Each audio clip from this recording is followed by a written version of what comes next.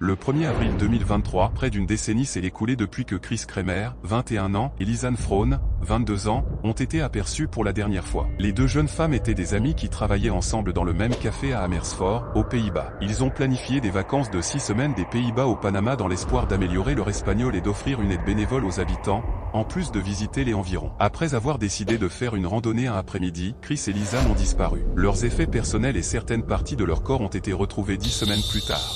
Cela fait maintenant 9 ans que ces femmes ont disparu, et le temps semble apporter plus de questions que de réponses. Près d'une décennie de spéculations, de circonstances étranges et de rumeurs a laissé de nombreuses personnes investies dans cette affaire divisée quant à son issue. Chris et Lisanne étaient déjà au Panama depuis quelques semaines lorsqu'ils sont arrivés à Boquete. Boquete est une petite ville située dans l'ouest du Panama, entourée de jungles denses, de montagnes et de vallées fluviales. La culture de Boquete est animée par de fréquents spectacles musicaux et un marché d'art hebdomadaire. Avec une population d'environ 20 000 personnes, dont environ 1/5 d'expatriés, principalement d'Amérique du Nord, la ville dégage une atmosphère de petite ville très unie. Une fois à Boquete, Chris Kremer et Lisanne Frohn sont arrivés dans une école où ils avaient prévu de faire du bénévolat, mais ils ont été refoulés à leur arrivée et on leur a dit de revenir la semaine suivante. C'est pourquoi de nouvelles activités ont été planifiées, l'une d'entre elles étant la randonnée sur le sentier El Pianista le 1er avril. Bien que de nombreux habitants de la région affirment avoir vu les femmes partir en randonnée peu après 13 h, l'appareil photo de Lisanne indique que les deux femmes sont arrivées au point de départ du sentier à 11h08 environ. Lisanne n'ayant jamais voyagé au-delà de l'Allemagne, il était important pour elle de documenter un voyage aussi lointain à l'aide de son nouvel appareil photo Canon PowerShot. Elle a pris de très belles photos de leur voyage, celle du début de cette randonnée étant celle du sentier, d'elle et de Chris. Une poignée d'images documente la randonnée des femmes jusqu'au Mirador, le point de vue. Quelle que soit l'heure à laquelle elles sont parties, il leur a fallu un peu moins de 2 heures pour atteindre le Mirador, où elles sont restées au moins 15 minutes pour prendre des photos de célébration. El Pianista est un sentier de randonnée étroit qui serpente à travers les collines ondulantes et les jungles denses du Panama, à 4 km au nord de Boquete. Avec une altitude de plus de 600 mètres, El Pianista se trouve dans une forêt de nuages. Une grande partie du sentier se déroule à l'intérieur d'un nuage en cas de pluie ou d'humidité. Si vous restez sur le sentier, cela devrait être assez simple. La végétation prospère dans des environnements humides et pluvieux comme celui-ci, de sorte que les plantes au-delà du sentier deviennent trop épaisses pour être traversées sans l'aide d'une machette.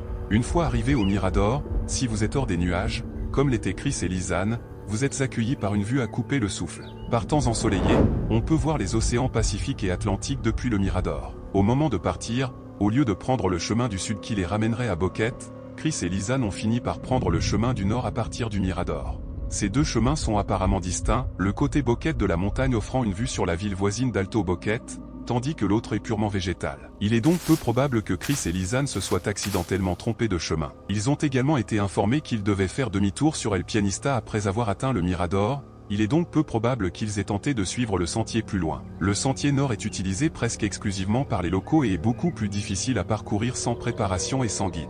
Une poignée de photos de leur passage sur le sentier nord ont été prises, dont la photo 508 qui montre Chris debout sur un rocher alors qu'elle traverse un ruisseau, tournée légèrement vers l'appareil photo comme si Lisanne l'appelait par son nom.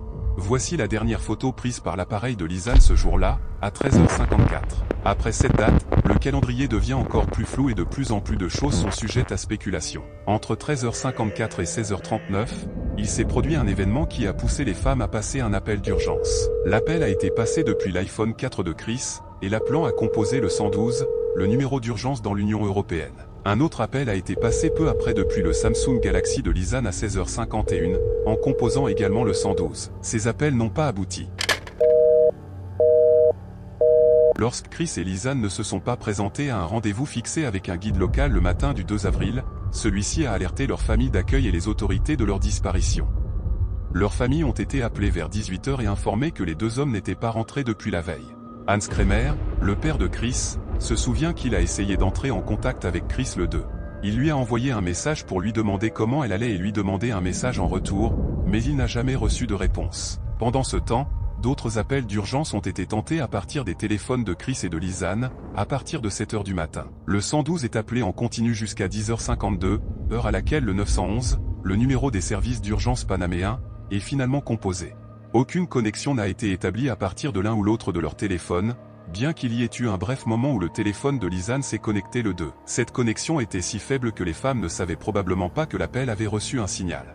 Le 3 avril, les équipes de recherche du SINAPROC Sistema Nacional de Protection Civile ont commencé à fouiller la jungle autour d'El Pianista. Les familles de Chris et Lisanne sont arrivées à Boquete le 6 avril. Les téléphones de Chris et Lisanne ont été utilisés tout au long de la semaine qui a suivi leur disparition, mais rien de tout cela n'aurait été connu des enquêteurs à ce moment-là. Au début, on essayait de joindre les services d'urgence, mais par la suite, on s'est contenté de vérifier le signal et l'heure, avec plusieurs tentatives par jour. Un événement unique survenu le 3 avril indique que sur le téléphone de Chris, le contact de leur mère d'accueil Myriam a été recherché sur WhatsApp avant que le téléphone ne soit éteint.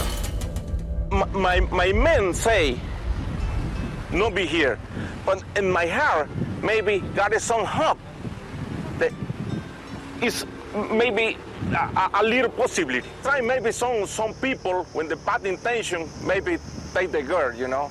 I noticed on this in this mountain. Les recherches se poursuivaient. Un mois plus tard, les parents de Chris et Lisanne augmentent le montant de la récompense à $30 000 américains. Aucune trace des femmes n'a été retrouvée et l'enquête a commencé à s'essouffler jusqu'à ce que, 10 semaines plus tard, le 11 juin, le sac à dos que Lisanne et Chris portaient soit retrouvé. Une femme d'Alto Romero, une petite communauté située au nord de Boquete, s'est rendue à la rivière Culbra pour se baigner et a trouvé le sac sur la rive de la rivière.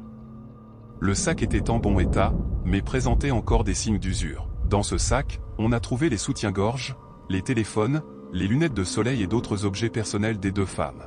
Le Canon PowerShot de Lisanne a également été retrouvé. Il semble qu'une photo ait été prise après la photo 508, la photo 509. Cette photo a été supprimée intentionnellement en connectant la carte mémoire à un ordinateur, ou en raison d'un dysfonctionnement de l'appareil photo, probablement lorsqu'il n'a pas réussi à prendre une vidéo. La photo 509 devient le chaînon manquant entre la randonnée de Chris et Lisanne et les événements qui allaient suivre. L'appareil photo de Lisanne a été examiné et il a été découvert que le 8 avril, une semaine après leur randonnée sur El Pianista, 100 photos ont été prises quelque part dans la jungle panaméenne entre 1h et 4h du matin. Elles montrent tout un feuillage dense éclairé par le flash de l'appareil photo. Il semble pleuvoir. Certaines photos montrent des débris tels que des sacs en plastique rouges attachés à des branches, ou des parties déchiquetées de leurs cartes. Les photos montrent également des objets en bois, posés sur de gros rochers. Une photo montre l'arrière de la tête de Chris. Ces photos sont prises la plupart du temps par un photographe immobile, qui pivote comme pour prendre des photos de son environnement. L'utilisateur Needed Monster a assemblé la plupart des photos nocturnes en un panorama qui donne une idée de l'endroit et de la manière dont ces photos ont été prises. La plupart de ces images ont été prises à au moins 10 secondes d'intervalle. La découverte du sac à dos a entraîné d'autres recherches le long de la rivière Culbra, qui ont abouti à la découverte des restes de Chris Kremer et de Lisanne Frone. Seules de petites parties de leur corps ont été retrouvées. 2 os appartenant à Chris ont été les seuls retrouvés, son bassin et une côte. Son bassin était cassé presque en deux et ses os contenaient des niveaux élevés de phosphore qui n'étaient pas présents dans le sol entourant le lit de la rivière. Un pied brisé encore solidement attaché à sa botte, un tibia, un fémur et 28 autres fragments d'os appartenant à Lisanne ont également été retrouvés. Les restes de sa jambe montrent que Lisanne souffrait d'une périostite, une affection due au gonflement du tissu conjonctif entourant l'os, causée par un effort excessif. On peut donc en déduire qu'elle marchait pendant de longues périodes et sur de longues distances avant de décéder. Ses restes semblaient être dans un état de décomposition plus frais que ceux de Chris. Les os de Lisanne ne semblaient pas présenter les mêmes niveaux élevés de phosphore. Bien qu'ils aient été trouvés dans la rivière, les ossements ne présentaient aucun signe d'usure, d'origine humaine ou naturelle, ce qui laisse penser qu'ils n'ont pas séjourné dans la région depuis très longtemps. Le short en jean de Chris a également été retrouvé le long de la rivière. Contrairement à ce que de nombreuses sources ont rapporté, le short de Chris n'a pas été retrouvé soigneusement plié sur un rocher au bord de la rivière. Des photos ont été divulguées montrant le short de Chris accroché à une branche d'arbre, immergé dans la rivière Culbra. Les autorités panaméennes ont clos le dossier de Chris et Lisanne en mars 2015, déclarant que les deux personnes étaient mortes à la suite d'un accident de randonnée. Les dépouilles de Chris et Lisanne ont été rendues à leur famille et enterrées au cimetière de Rusthof-Alesden, aux Pays-Bas. Un mémorial a été érigé au Mirador à la mémoire de Chris et Lisanne. Bien qu'il y ait beaucoup à débattre sur l'issue du procès des femmes, les familles de Chris et de Lisanne ont accepté l'idée que leurs proches se sont perdus dans la jungle et sont décédés à la suite d'un accident de randonnée. Que s'est-il passé ?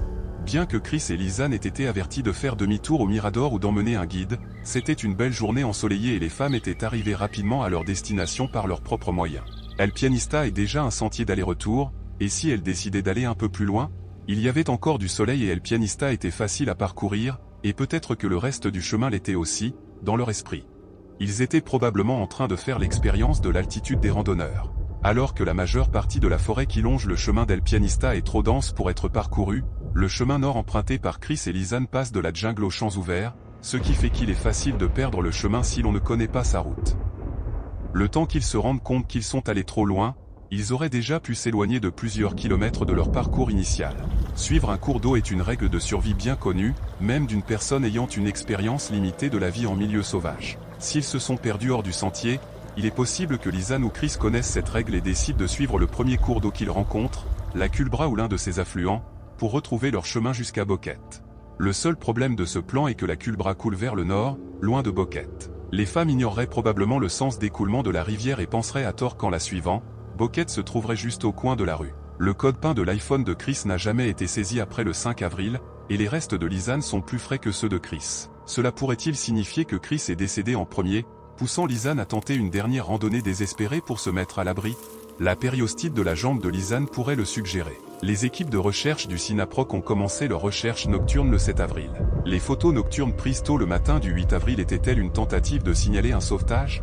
Étant trop faibles pour crier, ils ont utilisé le flash de l'appareil photo de Lisanne pour avertir les équipes de recherche. Malheureusement, le feuillage est trop épais pour qu'un flash puisse passer. Les photos de la nuit auraient pu servir de repère pour le corps de Chris si Lisanne avait planifié sa dernière marche désespérée pour se mettre en sécurité, elle aurait pu éventuellement vouloir revenir pour enterrer son ami. Pourquoi les vêtements de Chris et de Lisanne ont-ils été retrouvés alors que leurs corps ne l'ont pas été? Cela indique-t-il qu'une tierce personne les a enlevés? Chris et Lisanne ont-ils enlevé les vêtements eux-mêmes? Chris a-t-elle aussi enlevé son short? Ou bien aurait-elle pu s'en servir comme oreiller de fortune lorsqu'elle campait sur le lieu de la photo de nuit? Les incohérences entre les déclarations, les liens entre les habitants et le groupe de personnes qui apparaissent continuellement dans l'affaire, dont une poignée est maintenant morte, peuvent éveiller les soupçons de certains. Pour d'autres, une ville de 20 000 habitants signifie que l'on a un nombre limité de personnes de son âge à fréquenter, ce qui oblige à former des groupes d'amis très soudés. En raison de toutes les incohérences de l'affaire et du peu de preuves que l'on a trouvées sur les femmes, on peut se demander s'il s'agit d'une dissimulation de meurtre morbide par une tierce personne ou simplement d'une petite ville très unie et déconcertée. Ou simplement d'une petite ville très unie, déconcertée par la disparition tragique de deux jeunes femmes brillantes? Au fur et à mesure que des détails plus précis sont révélés, comme la tentative de joindre Myriam ou l'état du short de Chris, la théorie de la perte commence à prendre le pas sur celle de l'acte criminel. Comment Chris Kremer et Lisanne Frone ont-ils passé les derniers jours de leur vie? Quelle est l'explication la plus plausible pour les photos de nuit? Quels sont les éléments qui vous empêchent de prendre une décision définitive sur ce cas?